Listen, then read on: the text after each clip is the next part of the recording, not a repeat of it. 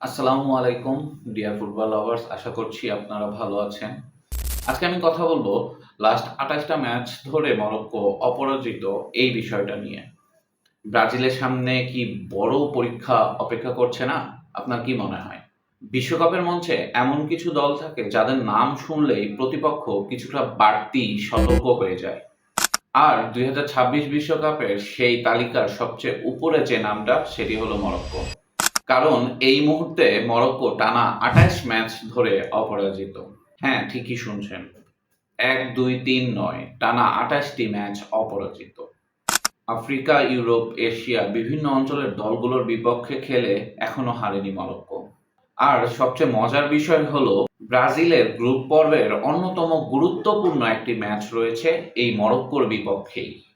কয়েক বছর আগেও অনেকে এই মরক্কোকে শুধু ভালো একটি দল মনে করত, কিন্তু ২০২২ বিশ্বকাপ সবার ধারণাকে বদলে দিয়েছে।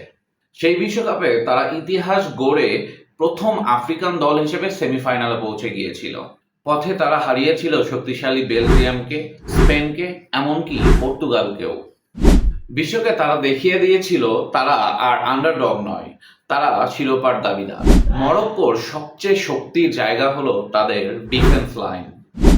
বিশ্ব ফুটবলে খুব কম দলই আছে যারা এত সুন্দরভাবে সংগঠিতভাবে রক্ষণকে ধরে রাখতে পারে।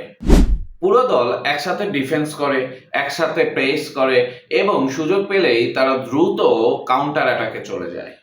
ডান দিকে আছেন বিশ্বের অন্যতম সেরা ফুলব্যাক আশরাফ হাকিমি। গোলপোস্টের নিচে আছেন দুর্দান্ত গোলরক্ষক ইয়াসিন বনু। রক্ষণভাগে রয়েছে অভিজ্ঞতা, মিডফিল্ডে পরিশ্রম আর আক্রমণের গতি। সব মিলিয়ে মরক্কো এখন এমন একটা দল যাদের বিপক্ষে গোল করাই কঠিন। ব্রাজিল ঐতিহ্যগতভাবেই আক্রমণাত্মক ফুটবল খেলে। তারা বলের দখল রাখতে পছন্দ করে এবং আক্রমণ সাজাতে পছন্দ করে। কিন্তু সমস্যা হলো মরক্কো সেই দল যারা প্রতিপক্ষকে বল রাখতে দেয় এবং তারপর তারা প্রতিপক্ষের ভুলের জন্য অপেক্ষা করতে থাকে।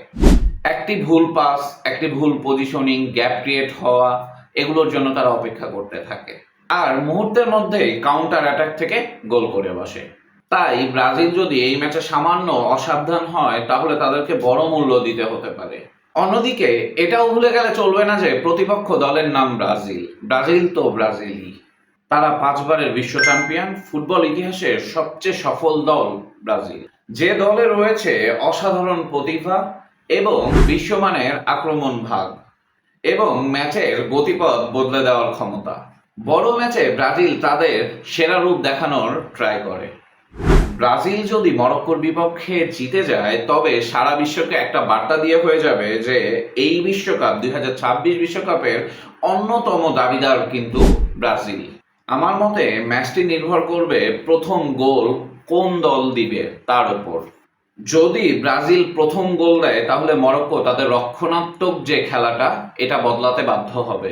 আর যদি মরক্কো আগে গোল করে তাহলে ব্রাজিলের জন্য ম্যাচটি অনেক কঠিন হয়ে যেতে পারে।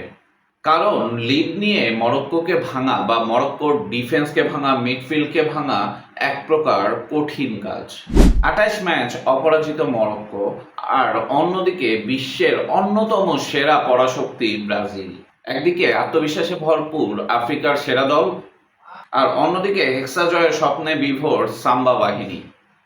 তাহলে একটাই প্রশ্ন, মরক্কোর অপরাজিত যাত্রা কি ২৯ ম্যাচ পর্যন্তই পৌঁছাবে, নাকি ব্রাজিলই সেই দল যারা এই রেকর্ডকে ভেঙে দিবে? আপনার স্কোর প্রেডিকশন কি? কমেন্টে লিখুন ব্রাজিল নাকি মরক্কো। আরও এরকম ভিডিও পেতে অবশ্যই আমার ভিডিওটিতে একটি লাইক করবেন এবং চ্যানেলটি সাবস্ক্রাইব করে পাশে থাকবেন। ধন্যবাদ সবাইকে। আসসালামু আলাইকুম।